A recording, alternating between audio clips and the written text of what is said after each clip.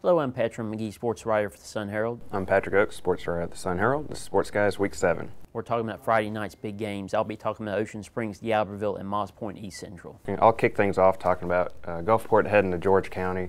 Should be a fun game. I'll be out there in Lucedale. You know, two teams here. You had George County, who's as hot as anybody on the coast, heading into last week. And then kind of laid an egg against Harrison Central. Give the Red Rebels credit. You know, they forced 6 turnovers. That was the name of the game last week.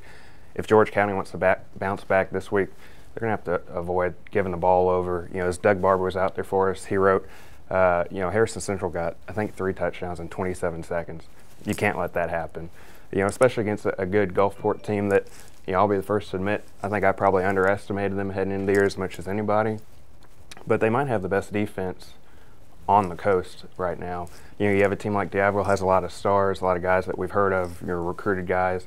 Gulfport has a lot of guys. They just come to work. You know, they're giving up less than 20 points a game. Now, they're not scoring 40 a game, but when you shut down St. Stanislaus to open the season, then you shut down St. Martin last week, you're doing something right. So I think this week, I think it'll be another low-scoring game with Gulfport. Score may be similar to what I saw last week against St. Martin. I think they'll maybe end up winning, I'll say 28-18. Then the other game that I'll be touching on is St. Martin and Hancock. Both teams looking to bounce back from last week.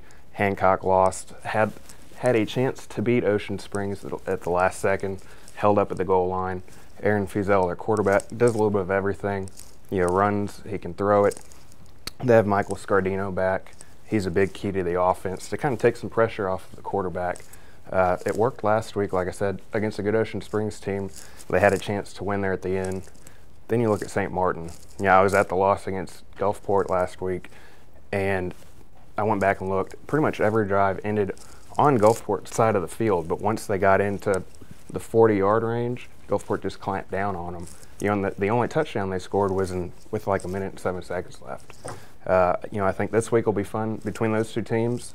I think St. Martin will right the ship, and, you know, I give them maybe a, I don't know, 34-14 win. East Central Moss Point, I think this is a really big game in Region 8 4A.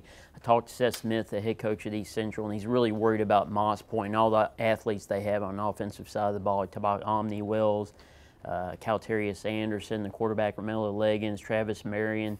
It's really a bunch of guys that you have to worry about. And when it comes to East Central on offense, it's really A.J. Davis. I mean, they give the ball to him 30-plus times a game, and sometimes he can break free and have a big game. Sometimes he has to grind it out. Struggle a little bit against St. Martin, but, you know, not the only team to do that this season. So going into this game, I think Moss Point's just got more athletes. I think they just offer a little more, but East Central's defense does give them a shot, but I see Moss Point maybe pulling out by a touchdown on the road at East Central. Ocean Springs, D'Iberville, I think this is really a huge game for both teams and all in that 6A region. D'Iberville coming in has to feel a little bit better about itself after winning over Biloxi last week, but you're still wondering how consistent can they get in region play. They were so inconsistent out in non-region, so it's all on, you know, Jockell Green to really kind of lead the way, help them put up some points on the offense. Barry Leonardi had a big week last week on defense, was our defensive player of the week. If that defense can kind of keep him in the game, I see D'Iberville having a really good shot at winning at home, but I see Ocean Springs really benefiting from the experience. Got experienced quarterback, Drew Wyndham. On defense, you have Vincent Milanese, who leads the way on that side. So I see Ocean Springs eking out a game maybe by like a field goal. So we appreciate you watching this week, and we'll see you next week.